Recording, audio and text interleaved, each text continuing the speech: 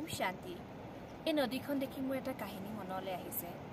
এবাৰ এজন যাত্ৰী তেখেতে এনেধৰণে ইটো পাৰলৈ যাবৰ কাৰণে নদী এখন পাৰ হ'ব লগা হ'ল। কিন্তু নদীখন পাৰ হ'বলৈ একো ব্যৱস্থা নাছিলে। কেনেকৈ পাৰ হ'ব? আৰু যিকোনো প্ৰকাৰে নদীখন পাৰ হ'বই লাগে। ইফালে সিফালে চাই তেখেতে কেইডালমান বাঁহ পালে আৰু তেখেতে এটা সৰুকৈ নাও বনালে, পাৰ হ'ব পৰা এটা ব্যৱস্থা বনালে। আৰু বনাই যেতিয়া তেখেতে পাৰ হ'ল, তেখেতে কৈছে বাহ, মইতো আজি ধুনীয়া এটা ক্ৰিয়েশ্যন কৰিলোঁ। তেখেতে নিজকে বহুত প্ৰাউড ফিল কৰিছে। আৰু তো যেতিয়া পাৰ হৈ গ'ল তেতিয়া তেখেতে ভাবিলে এতিয়া কি কৰোঁ, নিজে ক্ৰিয়েশ্যন কৰা। তো তেখেতে লৈ গ'ল, ভাবিছে এখন মই লৈ যাম কাৰণ মই নিজে বনাইছোঁ। আৰু যেতিয়া তেখেতে নিজে লৈ গ'ল, কিন্তু ঠিক এনেকুৱাই কিছুমান ৰাস্তা আছিলে আৰু গছ আছিলে।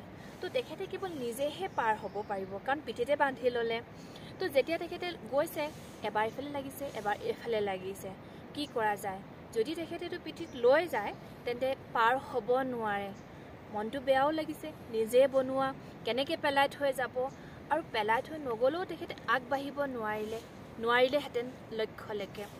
তো তেতিয়া কি কৰিলে, তেখেতে নিজৰ পিঠিৰ পৰা সেই যি বনাইছিলে জেগা আমি মূৰ বুলি কওঁ ধৰি লওক, তো তাতে এৰিলে আৰু নিজে আগবাঢ়ি গ'ল কাৰণ ৰাস্তাটো বহুত সৰু আছিলে।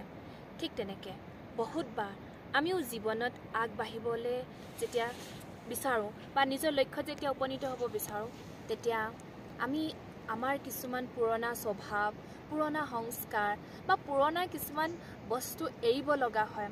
আৰু যেতিয়ালৈকে আমি তাক নেৰোঁ, যদিও বা মই তাক ক্ৰিয়েশ্যন কৰিছোঁ, যদিও বা মোৰেই হয় বস্তুটো, তেতিয়ালৈকে আমি আগবাঢ়িব নোৱাৰোঁ বা আমি আমাৰ লক্ষ্যস্থানত উপনীত হ'ব নোৱাৰোঁ।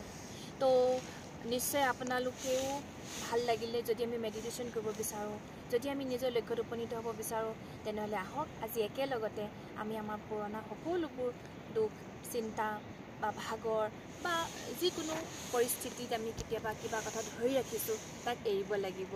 থেংক ইউ ছ' মাছ। ওম শান্তি।